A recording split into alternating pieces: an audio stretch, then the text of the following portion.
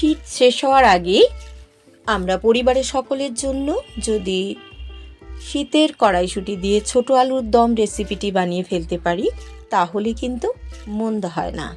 By the way, আমি চন্দনা আর আপনারা এখন দেখছেন চন্দনা রান্নাঘর।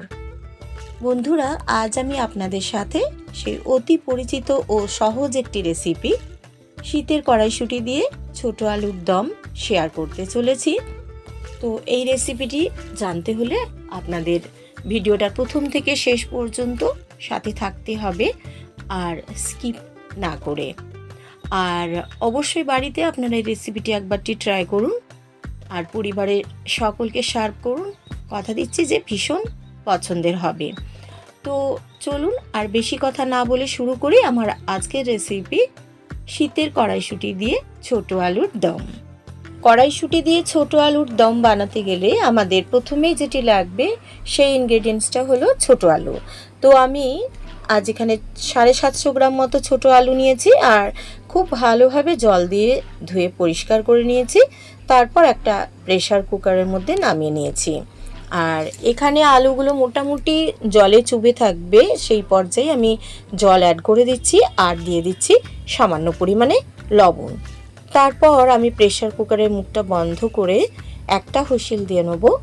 খুব বেশি দেওয়া যাবে না, কারণ আলুর সাইজটা এতটাই ছোট যে বেশি সেদ্ধ হয়ে গেলে রান্না করার সময় বা ফ্রাই করার সময় কিন্তু অসুবিধে হতে পারে, অর্থাৎ ভেঙে যেতে পারে। যাক, আমি একটা হুইসেল দেওয়ার পর গ্যাসটা অফ করে দিয়েছি। 10 মিনিট পর আমি আলুগুলো প্রেসার কুকার থেকে নামিয়ে একটা পাত্রের মধ্যে নিয়ে ফিরে আসছি। দেখুন, আলুগুলো হালকাভাবে ঠান্ডা হয়ে গেছে। তো এই পর্যায়ে আমি আলুর খোসাগুলো ছাড়িয়ে নিচ্ছি। একটা আলু এইভাবে আলতো করে দু হাতের সাহায্যে ধরে আর খোসাটা টেনে ছাড়িয়ে নিচ্ছি। তো আবারও একটা আলুর আমি খোসা ছাড়িয়ে আপনাদের দেখাচ্ছি। আর এইভাবে আমি সব কটা আলুর খোসায় ছাড়িয়ে নেব। তো অন্যদিকে আমি ওভেনের মধ্যে একটা কড়াই বসিয়ে দিয়েছি আলুগুলো ফ্রাই করার জন্য। আর কড়াইতে অ্যাড করে দিচ্ছি পরিমাণ মতো সর্ষের তেল, কারণ আমি এই রান্নাটি কিন্তু সর্ষের তেলেই করব। আপনারা চাইলে কিন্তু সাদা তেলেও রান্নাটি করতে পারেন।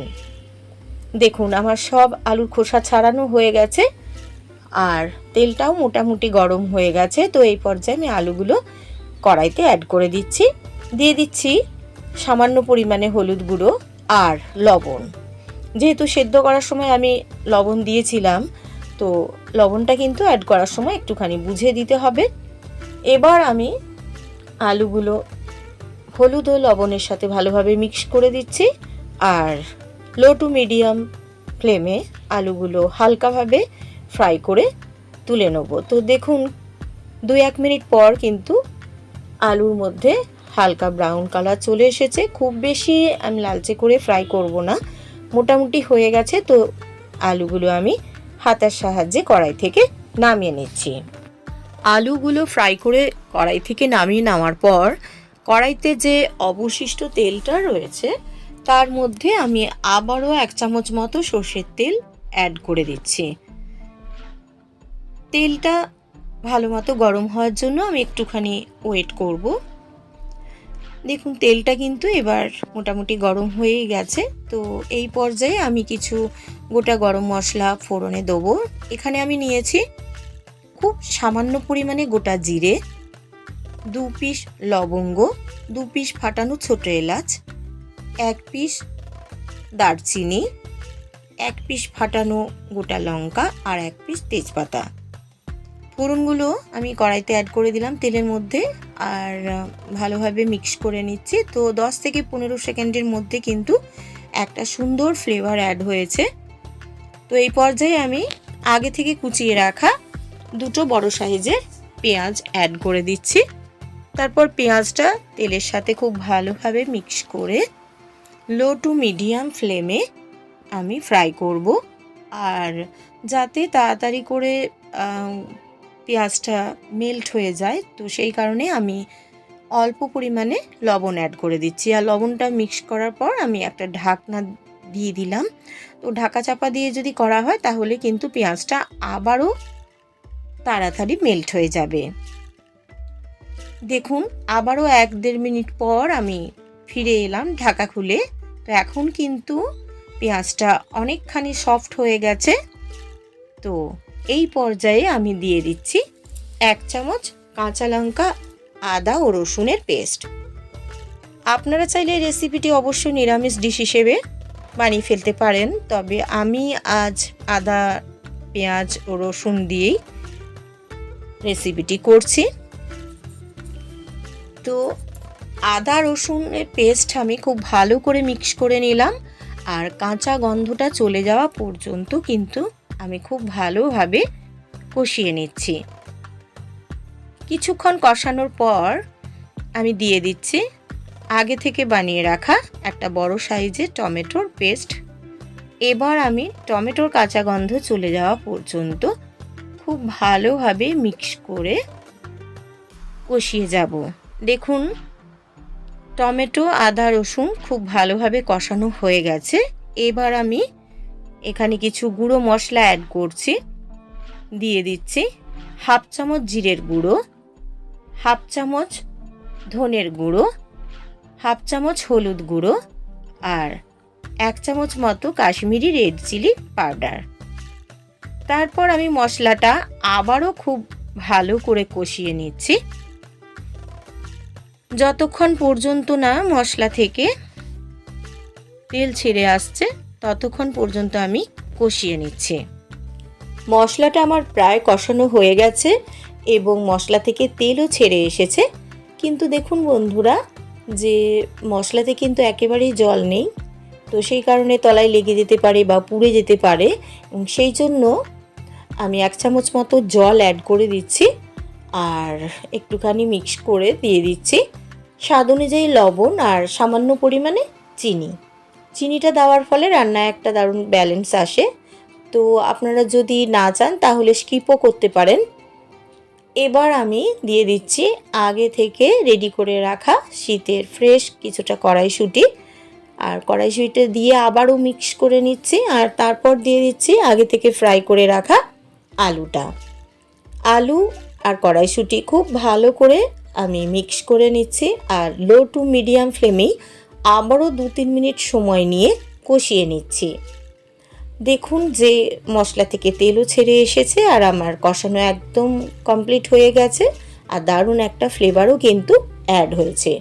তো এই পর্যায়ে আমি আমার গ্রেভির পরিমাণ বুঝে জল অ্যাড করছি। আমি এখানে নর্মাল জল অ্যাড করছি, আর আপনারা চাইলে কিন্তু অবশ্যই গরম জল অ্যাড করতে পারেন, কারণ রান্নায় সবসময় গরম জল ইউজ করাটাই উচিত। তো আমি এখানে নর্মাল জল দিলাম, আর আপনারা অবশ্য গ্রেভির পরিমাণ বুঝে কম বা বেশি জল অ্যাড করতে পারেন। আমি খুব বেশি গ্রেভি রাখবো না, আবার একেবারে শুকনোও করবো না, সেই বুঝে জলটা অ্যাড করেছি। এবার আমি খুব ভালো করে মিক্স করে 2-3 মিনিটের জন্য ঢাকা দিয়ে দিলাম। ফিরে এলাম 2 মিনিট পর। দেখুন যে গ্রেভির পরিমাণটা কিন্তু আমার পছন্দ মতোই হয়েছে, অর্থাৎ গ্রেভি কিন্তু মোটামুটি কমে গেছে। এই পর্যায়ে আমি দিয়ে দিচ্ছি 1/2 চামচ মতো শাহি গরম মশলার গুঁড়ো, আর 1/2 চামচেরও কম দিয়ে দিচ্ছি ঘি। ঘিটা দেওয়ার ফলে দারুণ একটা ফ্লেভার অ্যাড হবে। আর সব শেষে দিয়ে দিচ্ছি আগে থেকে ধুয়ে কুচিয়ে রাখা শীতের ফ্রেশ ধনেপাতা। অবশ্য আপনারা না চাইলে নাও দিতে পারেন।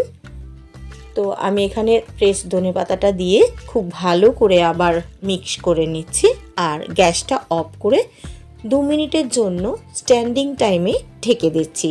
ফিরে আসছি 2 মিনিট পর, আর ফিরে এসেই আমি আমার রেসিপিটি সার্ভ করে দেখাচ্ছি। শীতের ফ্রেশ কড়াইশুঁটি দিয়ে ছোট আলুর দম রেসিপিটি আমি সার্ভ করে দিয়েছি। এই রেসিপিটি আপনারা অবশ্যই বাড়িতে একবারটি ট্রাই করুন, আর পরিবারের সকলকে সার্ভ করুন। ভাত, রুটি, লুচি বা পরোটার সাথে অবশ্যই আপনারা সার্ভ করতে পারেন। আশা করছি যে সকলের বেশ ভালো লাগবে। আর রেসিপিটি ভালো লাগলে আপনারা প্লিজ শেয়ার, লাইক ও কমেন্ট করতে একদম ভুলবেন না। আপনারা যদি ফেসবুক থেকে রেসিপিটি দেখেন তাহলে পেজটা ফলো করার, আর ইউটিউব থেকে দেখলে একটা লাইক করারও অনুরোধ জানাই। আর আপনি যদি আমার চ্যানেলে নতুন বন্ধু হয়ে থাকেন তাহলে প্লিজ সবার আগে চ্যানেলটি বরাবরের মতো সাবস্ক্রাইব করে নিন, আর পাশে থাকা বেল আইকনটি অবশ্যই প্রেস করে দিন আমার চ্যানেলের সব নিত্য নতুন রেসিপির আপডেট সবার আগে পেতে। আজ তবে এই পর্যন্ত। নেক্সট এপিসোডে আবারও অন্য কোনো নতুন রেসিপি নিয়ে আপনাদের সাথে দেখা হচ্ছে। ততদিন ভালো থাকবেন, সুস্থ থাকবেন আর সবাইকে ভালো রাখবেন। ধন্যবাদ।